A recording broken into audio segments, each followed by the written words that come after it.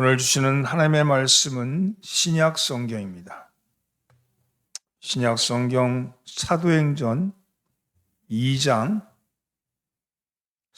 36절로 38절의 말씀입니다.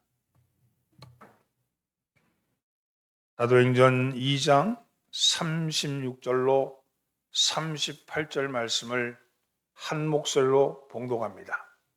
그런즉 이스라엘 온 집은 확실히 알지니 너희가 십자가에 못 박은 이 예수를 하나님이 주와 그리스도가 되게 하셨느니라 하니라.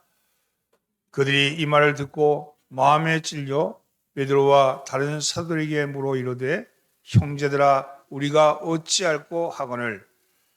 때 베드로가 이르되 너희가 회개하여 각각 예수 그리스도의 이름으로 세례를 받고 죄사함을 받으라. 그리하면 성령의 선물을 받으니. 아멘. 할렐루야. 오늘도 예배에 참여하신 천국 순례자 여러분들을 주의 이름으로 환영합니다. 옆에 있는 인사 주시죠. 잘 나오셨습니다. 앞뒤로 인사하면서 은혜 받읍시다. 한번 웃으면서 해야지. 웃으면서. 예수님이 부활 승천하신 후 열흘이 지났습니다. 열흘이 지나자 오순절이 왔죠. 오순절이 되자 기다리고 기다리던 하나님이 다시 오셨습니다. 보혜사 성령 하나님이시죠. 두려움과 기다림으로 모여있던 120명의 제자들에게 전혀 생각지 못한 모습으로 오신 겁니다. 주님이 어떻게 오실까? 주님이 어떤 모습으로 오실까? 기대하고 또 두려움에 떨면서 어떤 모습을 오실까에 대해서는 고대가 많았는데 전혀 예상하지 못한 것으로 오셨죠. 모여있던 제자들에게 능력으로 임한 겁니다. 사도행전 2장 2절로 4절 말씀에 그 말씀이 나오죠. 호련히 하늘로부터 급하고 강한 바람 같은 소리가 있어 그들이 앉은 온 집에 가득하며 마치 불의 혀처럼 갈라지는 것들이 그들에게 보여 각 사람 위에 하나씩 임하여 있더니 그들이 다 성령의 충만함을 받고 성령이 말하게 하심을 따라 다른 언어로 말하기를 시작하니라. 성령이 능력으로 오신 거예요. 능력으로 오시는데 급하고 강한 바람 소리가 있고 많은 사람이 온 집에 가득한데 근데 마치 불의 혀처럼 갈라지는 것들이 그들에게 보이고 그들에게 하나씩 임하시는데 성령의 충만함으로 임했다. 그런데 그들이 성령이 말하게 하심을 따라 서로 다른 언어로 말하기를 시작했다. 이렇게는 갑자기 와글와글 한 거죠. 전혀 다른 말로. 하나님이 오셨는데 각 사람에게 오셨다 그랬어요. 그때 유월절 명절을 지내려고 세계 각국으로부터 온 유대인들이 이 광경을 목격합니다. 그들은 자기가 살던 지역의 방언을 귀로 듣는 거예요. 와글와글하는 소리가 들려오니까 각 사람들이 자기가 살던 지방의 방언으로 귀에 들렸다는 거예요. 그래서 놀라워하면서 이렇게 말합니다. 2장 11절로 12절 말씀, 우리가 다 우리의 각 언어로 하나님의 큰 일을 말함을 듣는도다 하고 다 놀라며 당하여 서로 이르되 이 어찌 된 일이냐 이렇게 말합니다. 여러분 또 그런데 그걸 보고도 어떤 사람들은 이렇게 얘기하죠. 저들이 세수에 취했구나. 저들이 술 취해서 그런구나. 그런 사람도 있었다는 거예요. 그래서 그 사람들이 놀래서 이렇게 가득해서 어떤 사람들은 야 놀라운 일이다 얘기하고 어떤 사람은 야 술에 취해서 그러는구나. 난동을 부리는구나. 이러고 있을 때 베드로가 일어서서 소리 높여 외칩니다. 베드로는 요엘서와 시편의 말씀을 들어서 예수님의 죽음과 부활을 증거한 뒤에 36절에 이렇게 결론을 내립니다. 그런즉 이스라엘 온 집은 확실히 알지니 너희가 십자가에 못 박은 이 예수를 하나님이 주와 그리스도가 되게 하셨느니라 하니라. 이스라엘 온 집은 확실히 알지니 너희가 십자가에 못 박은 이 예수를 하나님이 주와 그리스도 되게 하셨느니라. 이렇게 외치는 거예요. 여러분, 굉장히 아이러니컬한 진술입니다. 이스라엘은 로마 당과 합신해서 예수를 못 박아 죽였습니다. 그들이 예수를 못 박은 것은 그들이 예수를 죄인 취급했다는 거예요. 그런데 인간의 눈에 보기에는 죄인이었던 그를 하나님이 죽음에서 일으키셔서, 즉 부활하게 하셔서, 그래서 주와 그리스도 되게 하셨다는 겁니다. 이스라엘 입장에 보면 참 난감한 입장이죠. 그들이 생각하기를 신성모독자, 정치적 반역자, 미치광이라고 생각했던 예수를 십자가에 못 박아 죽였는데, 근데 그것이 아니라 그들이 십자가에 못 박은 사람이 그런 사람이 아니라 하나님의 아들이요, 그들의 주님이요, 그들이 기다리던 메시아 그리스도라는 겁니다.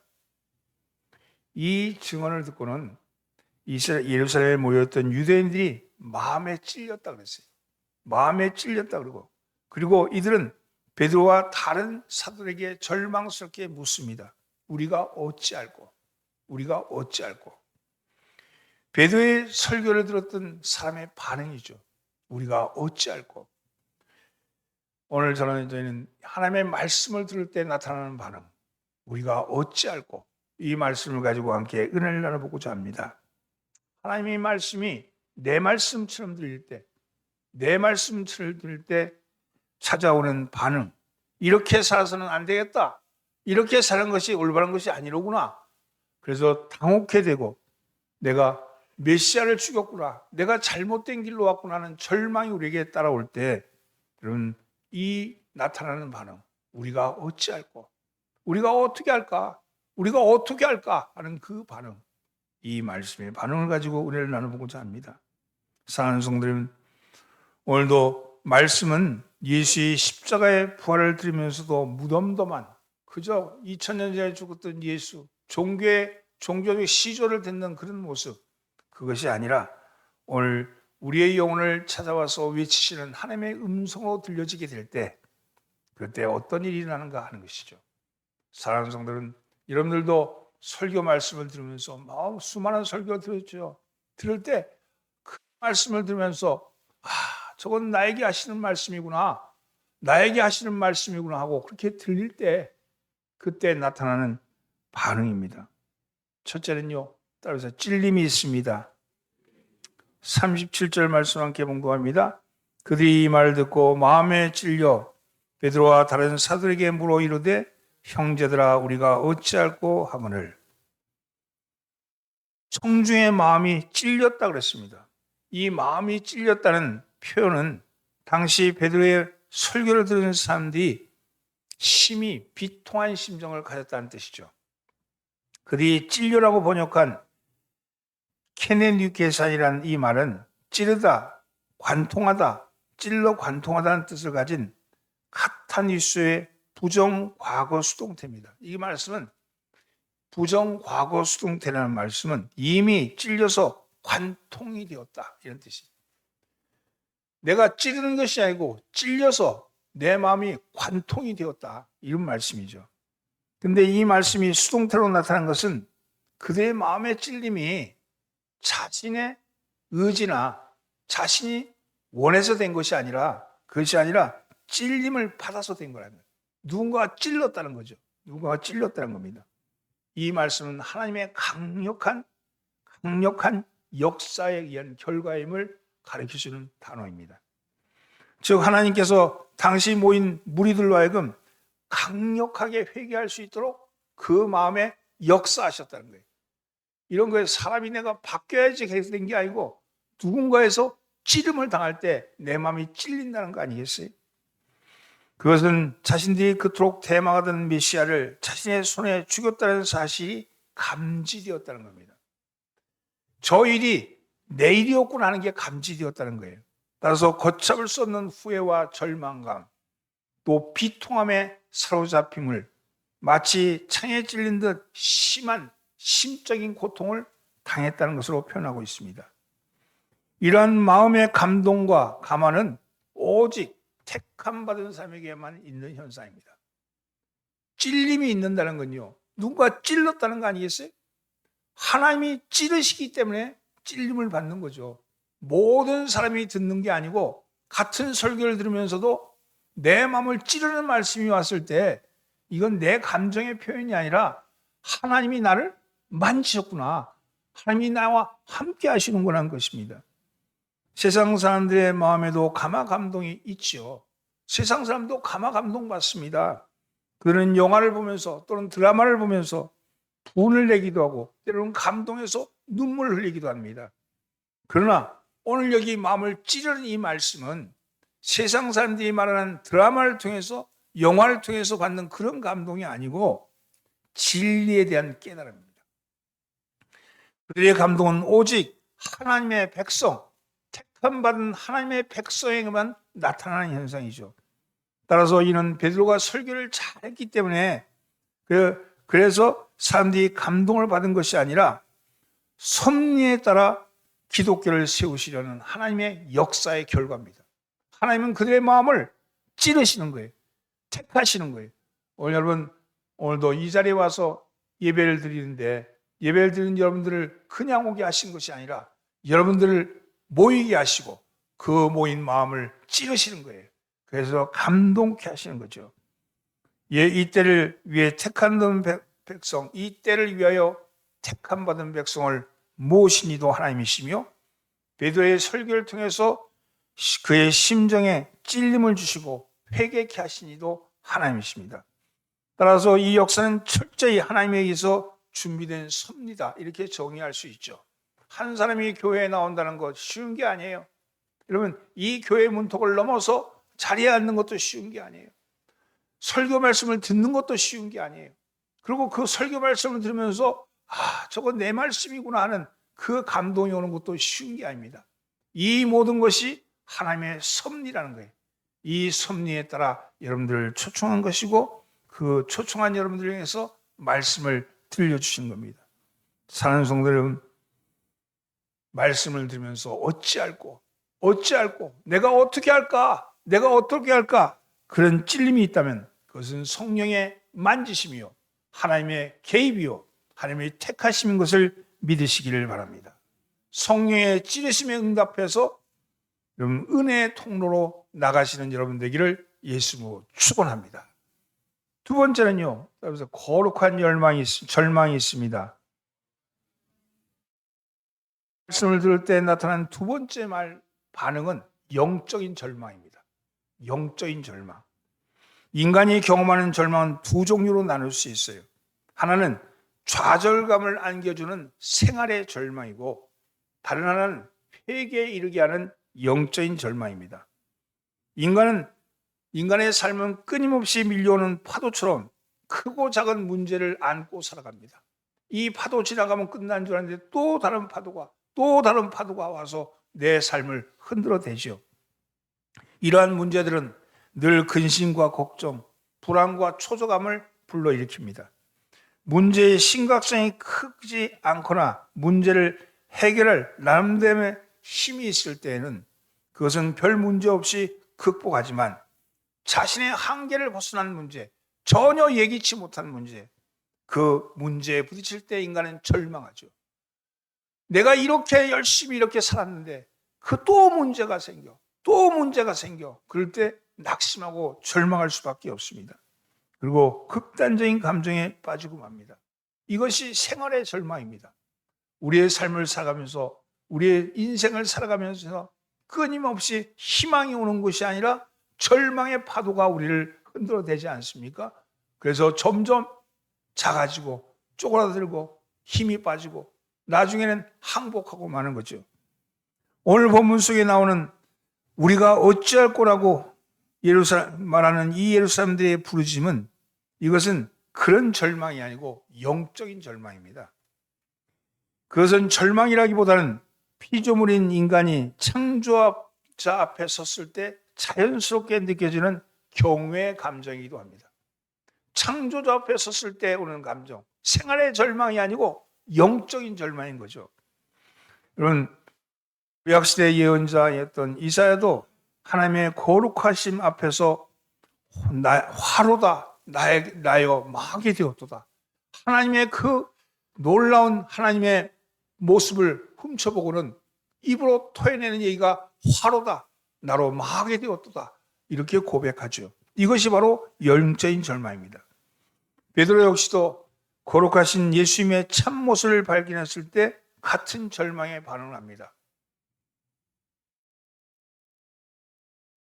물질하던 베드로가 물고기를 한 마리도 못 잡고 새벽에 올랐던 베드로에게 주님이 배를 띄우라 그러시고 깊은 곳에 그물을 내리라고 말합니다. 그리고 그 그물을 내는데 거기에 배가 침몰할 정도로 많은 물고기가 잡혔어요. 그 잡힌 거 앞에 베드로가 첫 번째 말이 뭐냐? 주여 나를 떠나소서. 나는 죄인으로서이다. 이렇게 고백합니다. 이게 왜 이런 현상이 나타나냐? 이건 내가 상식으로 받아들일 수 없는 놀라운 광경을 목격한 거죠. 하나님인 거죠. 그게 하나님 앞에 섰을 때 그 앞에 오는 그 절망, 그게 영적인 절망입니다. 생활의 절망이든 영적인 절망이든 모두가 자신의 한계를 벗어난 무능력 때문에 생긴 일입니다. 그런데 이 두 가지 절망은 결과에서는 엄청난 차이를 바라봅니다. 생활의 절망이 자신에 대한 비관으로 빠져 심한 경우는 목숨을 끊어버리는 불행한 사태로 발전하기도 하지만 영적인 절망은 구원에 이르는 근심을 갖게 합니다. 구원에 이르게 하는 근심을 갖게 하고 그래서 영원히 다시 사는 새 생명의 놀라운 출발점이 되기도 합니다. 영적인 절망은 회개에 이르게 하고 회개를 통해서 새로운 구원의 길로 인도된다는 거예요. 생활의 절망이 삶의 환경에 기인한 것이라면 영적인 절망은 성령을 통해서 하나님이 주시는 구원에 이르게 하는 거룩한 과정입니다. 여기서 중요한 것은 두 절망 모두가 하나님께로 나가는 통로가 마련되어 있다는 것입니다. 때로 생활의 절망에 억눌려서 스스로 자기 목숨을 끊는 안타까운 일을 접하게 되죠. 물론 자살이라는 극단적인 방법 외에도 다른 길을 찾지 못하는 것이 원인이겠지만 보다 근원적인 것은 하나님께로 나가는 통로를 보지 못한 것이 더 정확한 답일 겁니다. 생활의 절망이 왔을 때 그 생활의 절망을 뒤집어서 영적인 길로 나가는 사람도 있다는 거예요. 그러나 그렇게 못하는 경우는 오히려 자신을 죽이는 거죠. 우리를 창조하신 하나님께서 우리가 가장 가까이 계시면서 우리에게 실제적인 그리고 직접적인 도움을 베푸시는 분입니다. 그런 하나님께서 우리에게 마련한 것은 바로 기도라는 통로입니다. 바로 생활의 절망에 맞이한 사람이 기도라는 통로를 통해서 하나님께로 들어올 수 있다는 거죠. 누구에게나 이것은 제한 없이 열려있는 문이기도 합니다. 가장 기본적인 하나님의 도우심이죠. 하나님께서는 우리로 그 길로 들어오기를 기다리고 계십니다. 누구라도 기도의 문을 두드리면 즉시 응답하시는 분이 하나님이십니다. 어떠한 절망에도 하나님께서는 결코 적대적이거나 부정적이지 않습니다. 모두 하나님께로 나가는 거룩한 통로가 되기 때문입니다. 생활의 절망이 왔다 해서 그것은 그냥 생활의 절망이 끝나는 것이 아니라는 거예요. 그것이 오히려 하나님께 기도하는 길로 우리를 인도하기도 합니다.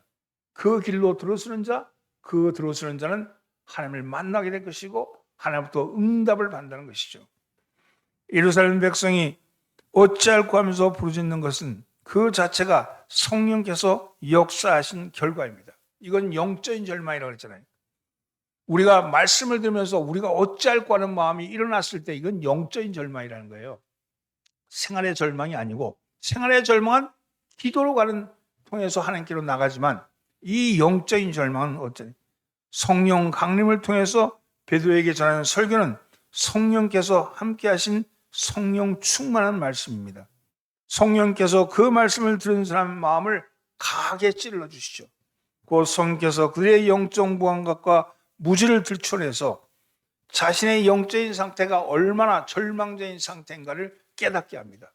이건요, 믿지 아니하는 사람에게 일어나는 일이 아니고 믿는 사람에게 일어나는 거예요. 믿는 사람.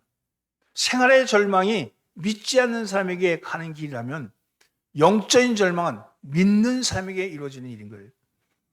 그런 절망을 불러일으키신 주님, 찌르시는 그 주님은 그 결과도 책임져 주신다는 겁니다. 하나님께서 그런 절망에 경험케 한 것은 우리로 하여금 복음의 복을 받게 하기 위함입니다. 하나님께서는 그날 이후에 베드로에게 권면을 대서 자백하는 사람들, 그 스스로가 어찌할꼬 하는 사람들을 불러일으키셔서 자백케 하시고 구원받은 사람을 3,000명이나 되었고 그 후에 5,000명이 구원받는 놀라운 역사가 일어난 거죠. 이것은 성령의 만지심의 결과입니다. 사랑하는 성도 여러분, 성령께서는 역설적으로 우리 자신의 무력감을 드러내어 스스로 절망케 하시는 분이십니다. 그것은 결과적으로 하나님의 구원을 얻게 되는 것이기 때문에 거룩한 절망이다. 영적인 절망은 거룩한 절망이라고 부를 수 있습니다. 아무리 큰 절망이라도 그 안에는 하나님께 나가는 통로가 마련되어 있습니다. 겸손히 자신을 낮추면 누구에게나 보이는 통로입니다. 자신을 낮추는 것이 회개입니다. 회개는 절망에서 하나님의 희망으로 나가는 입구입니다. 사랑하는 성도는 하나님의 말씀을 들으면서 내 속에서 어찌할꼬 하는 그 탄식이 터져오를 때 그때 주님 앞으로 나가시는 여러분 되기를 예수님으로 축원합니다. 끝으로는요, 따라서 은혜의 통로입니다. 하나님의 말씀을 들을 때 은혜의 통로가 열립니다. 38절 말씀 함께 봉독합니다. 베드로가 이르되 너희가 회개하여 각각 예수 그리스도의 이름으로 세례를 받고 죄사함을 받으라. 그리하면 성령의 선물을 받으리니. 베드로는요, 우리가 어찌할꼬 묻는 사람에게 구원에 이르는 길을 제시합니다. 구원에 이르는 길을 제시합니다. 여러분, 누가 와서 뭘 물으면 어디로 가야 됩니까? 물으면 그 길을 가르쳐 주잖아요. 이리 가서 저리 가면 그 목적지가 있습니다. 그렇게 가르쳐 주는 것처럼 베드로가 앞에 나와서 우리가 어찌할꼬 이렇게 묻는 이 예루살렘 사람들에게 말하기를 구원의 길을 제시하는 거죠. 먼저 회개하라고 하십니다. 그리고 예수 그리스도의 이름으로 세례를 받으라 이렇게 말씀하죠. 그리하면 성령을 선물로 받을 것이다. 이렇게 확실하게 얘기하는 거예요. 회개하라, 세례를 받으라, 그리고 그리하면 성령을 받을 것이다.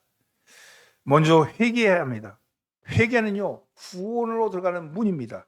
여기서 회개라고 번역된 메타노니아는 바꾸다는 뜻을 가진 메타와 생각하다는 뜻을 가진 노메오의 합성어입니다. 메타노에오. 이 메타노에오는 단어는 따라서 직역하면 바꾸어 생각하다는 거예요. 바꾸어 생각하다는 거예요. 마음을 바꾸다는 의미가 있습니다. 어떻게 마음을 바꿔야 합니까?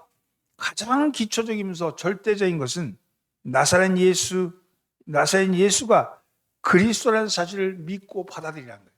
여러분, 예수가 그리스도다. 그게 예수 그리스도 아니에요? 그리스도가 메시아입니다. 메시아는 구원주입니다. 구세주입니다. 이 말씀은 예수가 내 삶의 구세주다. 이걸 믿고 받아들이라는 거예요. 예수가 내 삶의 구세주다. 예수를 통해서 나는 구원을 받는다. 예수를 통해서 내가 문제를 해결받는다. 예수를 통해서 내 삶이 바뀌어진다. 이걸 먼저 받아들이라는 겁니다.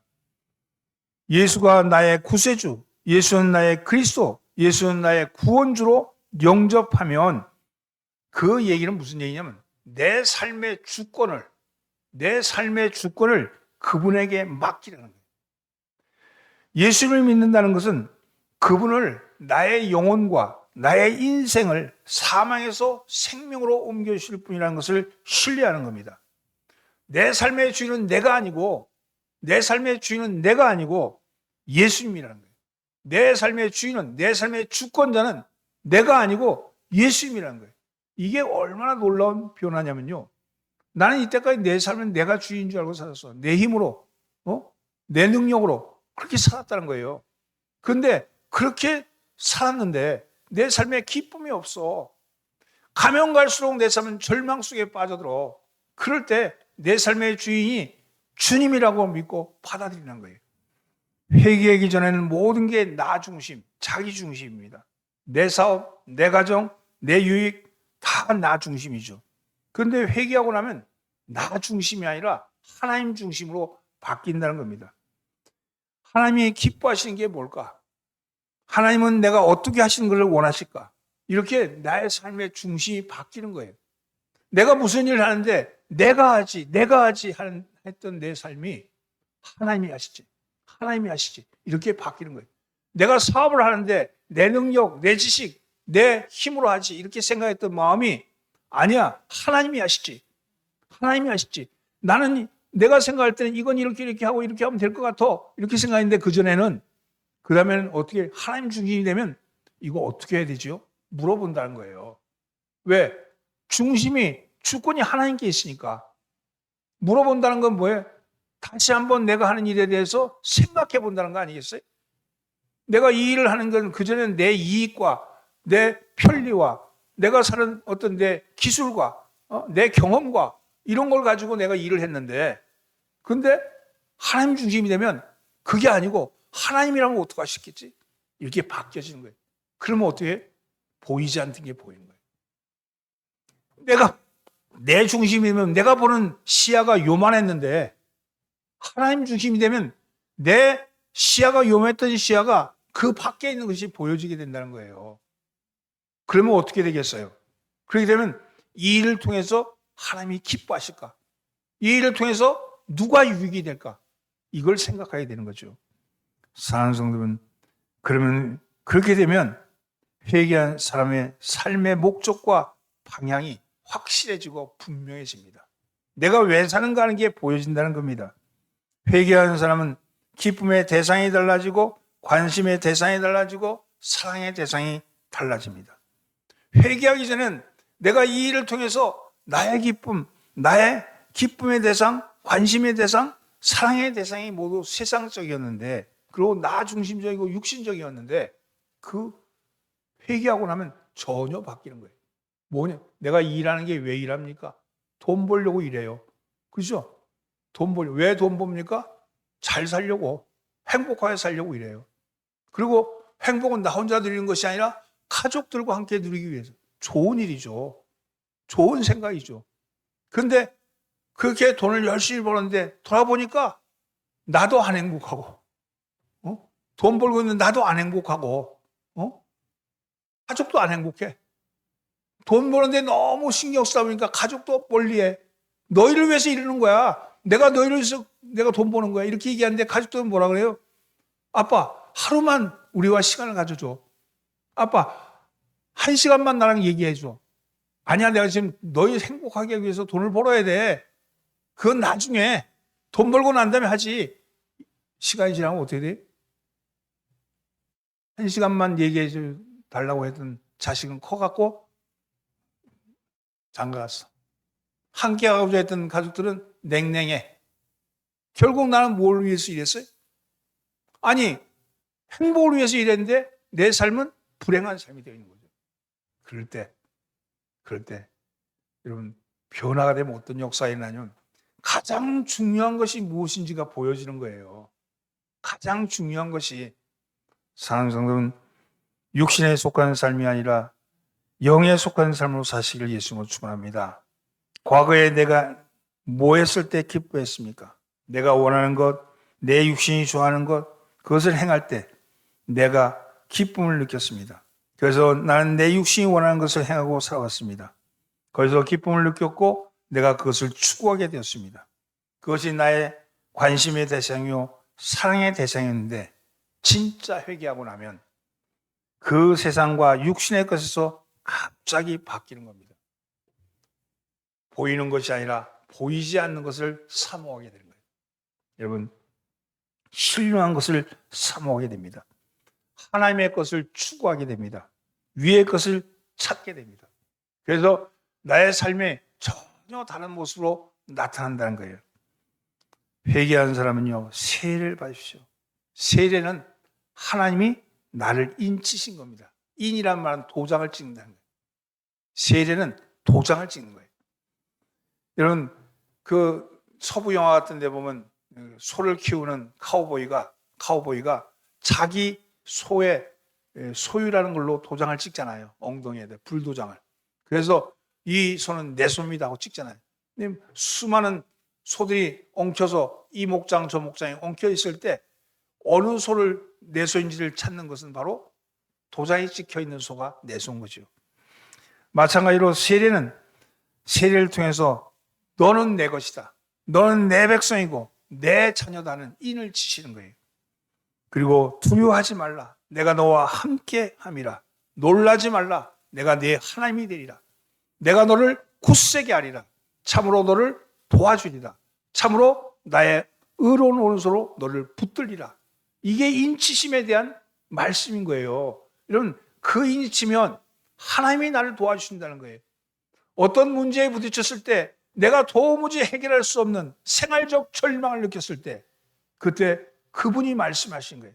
두려워하지 말아라. 놀라지 말아라. 내가 너를 굳세게 하겠다. 너를 도와주겠다. 내 의로운 오른손으로 너를 붙들어 주겠다. 이렇게 말씀해 주시는 겁니다. 세례는요, 죄를 씻는다는 의미도 있습니다. 세례를 받는 것은 이제 믿음으로 죄사함을 받고 하나님의 말씀에 순종하며 믿음으로 새롭게 살겠다는 서약입니다. 세례가 아니라 침례라 그러잖아요. 침례. 원래 세례는 물을 뿌리는 것이고 침례는 물에 잠기는 거예요. 근데 예수님은요, 침례를 받으셨어요. 근데 우리가 세례라고 하는 건 물이 없는 지역에서 그냥 물을 뿌림으로 해서 그냥 간편하게 하는 거죠. 근데 이 침례는요, 물으로 들어갔을 때 죽음이에요. 물에서 나왔을 때 새로운 생명입니다. 인간은 물에서 나오잖아요. 어머니의 뱃속에서 양수에서 나오잖아요. 물에 들어갔을 때는 죽음을 의미합니다.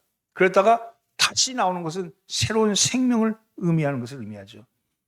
따라서 물속에 잠기는 것은 죽음이요. 죽었을 때 우리의 혈기, 교만, 욕심, 불의, 정욕이 죽는다는 겁니다. 바울은 그래서 나는 날마다 죽노라고 고백해요. 이 세례라는 말씀은 그냥 한 번 받는 세례뿐만 아니라 우리의 삶에 날마다 세례가 이루어진다. 사랑하는 성도들은 육신의 사람이 죽으면 그 안에 예수 그리스도가 사신다는 뜻입니다. 세례는 온전히 하나님 것이 되었다는 뜻입니다. 사랑하는 성도들은 우리 주님은 어찌할꼬 묻는 우리에게 구원의 길로 인도하시는데 두 가지라 그랬어요. 하나는 회개하라. 하나는 세례를 받아라. 날마다 나를 죽이고 다시 사는 세례를 받으라고 말씀합니다. 회개와 세례는 은혜의 통로입니다. 회개는 죄의 용서함을 받아 하나님과 온전한 관계를 회복하는 것이라면 그는 이 세례는 은혜의 방편입니다. 날마다 세례를 받는 거예요. 말씀의 세례를 받는 것이고 나 스스로를 죽임을 통해서 새로운 생명을 얻는 겁니다. 이것은 구원의 예시인 거죠. 참교회의 표지 중 하나가 하나인 성례로서 이 세례는 성도가 하나님의 은혜를 전달되는 수단이기도 합니다.